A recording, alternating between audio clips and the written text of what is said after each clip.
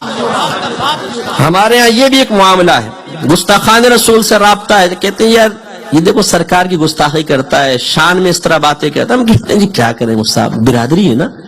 خاندان ہے نا،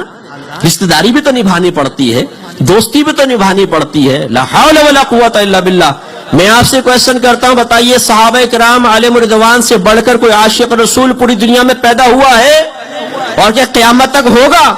انہوں نے اس امتحان پہ پورا اتر کر دکھایا ہے۔ جب میرے آقا نے فرمایا کلمہ پڑھو اور تمہارے وہ آباء و اجداد جنہوں نے تمہیں غلط عقائد کی تعلیم دی ہے مانو کہ وہ جہنمی ہے، مانو کہ ان کے عقائد غلط ہے، تو صحابہ کرام نے ایک لمحے کے لیے یہ نہیں سوچا یا رسول اللہ وہ کیسے غلط ہو سکتے ہیں، وہ کیسے جہنمی ہو سکتے ہیں، ہم کیسے اپنی برادری و خاندان کی مخالفت مول لیں؟ انہوں نے کہا لبیک یا رسول اللہ، فدا کا ابی و امی، آپ پر میرے باپ قربان، میری ماں قربان، برادری چھوٹتی ہے چھوٹے، لوگ ناراض ہوتے ہیں ناراض ہو، لیکن سرکار سے محبت کا تعلق ختم نہیں ہوگا۔ اور جب میرے آقا نے فرمایا ہجرت کرو،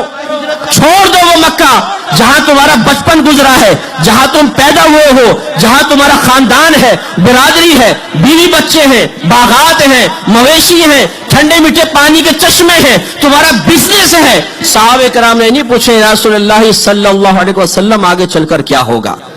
ہم خاندان کو چھوڑ دیں، ہم برادری کو چھوڑ دیں، اکیلے ہو جائیں؟ نہیں، انہیں معلوم تھا کہ دامن مصطفیٰ سے وابستہ ہوں گے تو پوری کائنات قدموں میں ہوگی، اور یہ دامن چھوڑ کر سب سے وابستہ ہو جائیں گے تو اللہ تعالیٰ سب کی چیز نعمتیں، سب رحمتیں ہم سے دور فرما دے گا اور کچھ بھی ہاتھ میں نہیں رہے گا۔ چھوڑ کر اس طرف آ گئے۔ غزوہ بدر ہے، صحابہ کرام ایک طرف کھڑے ہیں، انصار صحابہ تھے انہیں ایک لمحے کے لیے ہٹا لے، مہاجر صحابہ موجود تھے نا، مکے سے ہجرت کرنے والے، اور سامنے جو کھڑا ہے لشکر جرار 1000 کا تقریباً، یہ ان کے خاندان برادری والے ہی تھے، تلواریں نکلی ہوئی ہیں، سامنے باپ ہے، چاچا ہے، ماموں ہے، تایا ہے، بہنوئی ہے، لیکن اس طرف میرے نبی ہے،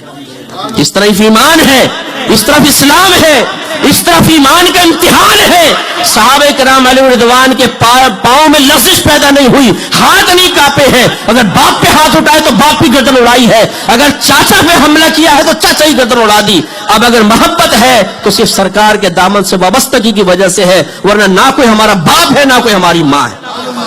حضرت ابو بکر صدیق رضی اللہ تعالیٰ عنہ کے صاحبزادے حضرت عبد الرحمن بن ابی بکر کہتے ہیں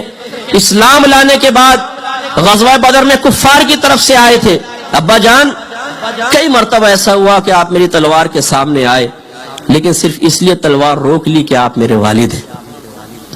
صدیق اکبر نے نہیں فرمایا کہ بہت بہت شکریہ بیٹا،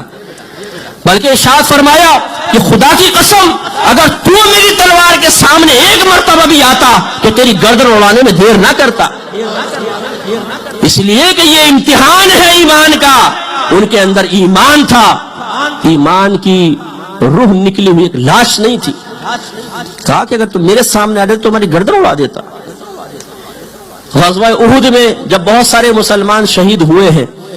تو عورتیں جب لاشیں لائی گئیں، عورتیں آئی، ایک خاتون آگے بڑھی، کسی نے کہا آپ کے والد کی لاش، کہا کہ ٹھیک ہے لیکن یہ بتاؤ سرکار کیسے ہے۔ کسی نے کہا یہ آپ کے شوہر کی لاش ہے، کہا کہ ٹھیک ہے یہ بتاؤ سرکار کیسے ہے۔ کسی نے ایک لاش رکھی سامنے، یہ آپ کے بھائی کی لاش ہے، کہا کہ یہ بھی ٹھیک ہے لیکن یہ بتاؤ میرے سرکار کیسے ہیں۔ کسی نے بیٹے کی لاش سامنے رکھی، کہا یہ بھی ٹھیک ہے لیکن یہ بتاؤ میرے سرکار کیسے ہیں، کہا کہ خیریت سے وہاں بیٹھے ہیں۔ فوراً وہاں پہنچی، سرکار کو دیکھا، آنکھیں چھلک گئی، سرکار کا دامن رحمت تھاما اور عرض کیا رسول اللہ جب آپ سلامت ہیں تو خدا کی قسم مجھ پر تمام مصیبتیں آسان ہیں۔ یہ ہے محبت۔ حالانکہ وہ تو بھائی وغیرہ سب مومن ہی تھے نا،